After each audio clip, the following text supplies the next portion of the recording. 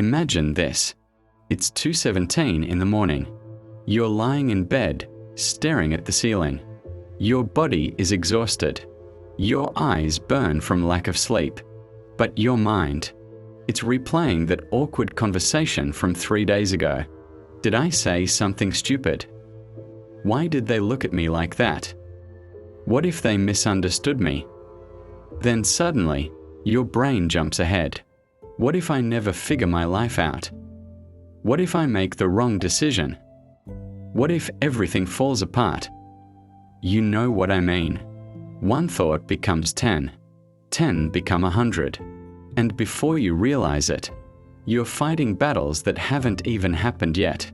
If this feels familiar, you might have called yourself an overthinker. Maybe you've even wondered if something is wrong with you. Why can't you just let things go? Why does your mind refuse to be quiet? Well, what if the problem isn't that your brain is broken? What if it's actually doing exactly what it evolved to do? Imagine you receive a simple text message. We need to talk. That's it. 4 words. For some people, it's just a text. For you, it's an investigation. You analyze punctuation, timing, word choice, tone. You create 5 possible scenarios, then 10, then 20. Like, seriously, by the end of it, you've emotionally lived through an entire disaster movie. Overthinking doesn't only steal your sleep, it steals your presence. You struggle to enjoy moments because you're preparing for outcomes. You replay the past while rehearsing the future. And the present, it slips quietly through your fingers. The cruel part is, you don't do it because you enjoy suffering. You do it because somewhere deep inside, you believe that if you think hard enough, you can prevent pain. I've often wondered why some minds refuse to switch off. Why some people can move on effortlessly, while others dissect every detail. The answer may go back thousands of years. Our ancestors lived in dangerous environments. The person who noticed subtle threats, the rustling in the bushes, the strange expression on someone's face, the unusual sound at night, was more likely to survive. Thinking ahead wasn't anxiety, it was preparation. Overanalyzing possibilities kept people alive. The problem is, your ancient brain still uses the same operating system. Except today's threats aren't usually predators. They're emails, relationships, career choices, social expectations. Your survival machinery hasn't caught up. And that's where something called the HPA axis comes in. The HPA axis is your body's stress alarm system. Think of it like an overly sensitive smoke detector. Its job is to protect you.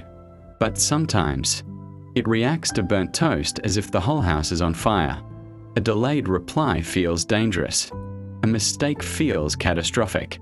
A small uncertainty triggers massive mental preparation. Man, that's crazy when you think about it. Because your mind isn't trying to ruin your life. It's trying to save it. Then there's something psychologists call cognitive dissonance. A fancy term for the discomfort you feel when reality doesn't match your expectations. You want certainty, but life offers ambiguity. Your brain hates that gap, so it fills it with theories, questions, predictions, worst-case scenarios, anything to restore a sense of control, even if the stories it creates aren't true. And then comes neuroplasticity, the brain's remarkable ability to strengthen pathways through repetition. Imagine your thoughts as trails through a forest. The more often you walk the same trail, the clearer it becomes. If you've spent years rehearsing worries, your brain becomes exceptionally efficient at worrying. Not because you're flawed, because your brain learned what you practiced. But here's the perspective most people never hear.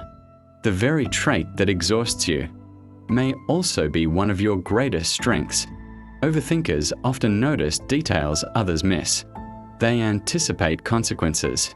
They empathize deeply. They reflect before acting. They are careful, observant, thoughtful. The same mind that creates anxiety can also create wisdom. The same imagination that predicts disasters can imagine possibilities. The issue isn't that you think too much. It's that your thinking lost direction. Instead of becoming a flashlight, it became a spotlight stuck on fear. Come on, dude. That's a very different story from being broken. You're not malfunctioning. You're evolved. You simply inherited an ancient system trying to protect you in a modern world. So what can you actually do? Not to eliminate overthinking, but to work with your mind instead of against it. The moment you catch yourself spiraling, pause. Say, this is prediction. This is self-criticism. This is fear. You move from being inside the storm to observing the weather. Instead of fighting anxious thoughts all day, schedule them. 10 minutes. Same time daily. Tell your brain, not now. We'll think about this later. Oddly enough, many worries lose their power before the appointment arrives. Overthinking pulls you into imaginary futures. Your body anchors you in reality. Feel your feet on the ground. Notice 5 things you can see. Take a slow breath. Listen carefully to the sounds around you. The nervous system cannot fully exist in catastrophic. Imagination and present moment awareness. At the same time, practice this repeatedly. Every time you redirect attention, you're building a new mental pathway. Slowly, patiently, one repetition at a time. Maybe the strangest truth of all is this: the more desperately we try to control life, the less of it we actually experience. We overthink because we want certainty, but certainty was never the price of peace. Acceptance was. Maybe peace isn't found by answering every question.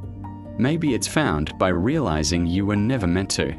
What if the goal isn't to silence your mind, but to stop treating every thought as a command?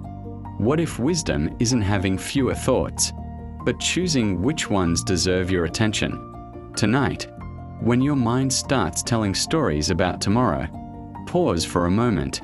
Ask yourself, is this thought protecting me or imprisoning me? And if this video made you feel a little less alone, share your experience in the comments, because somewhere out there, someone else is staring at their ceiling at 2:17 in the morning, thinking they're the only one. Maybe your words remind them they are not. And maybe that's where healing begins.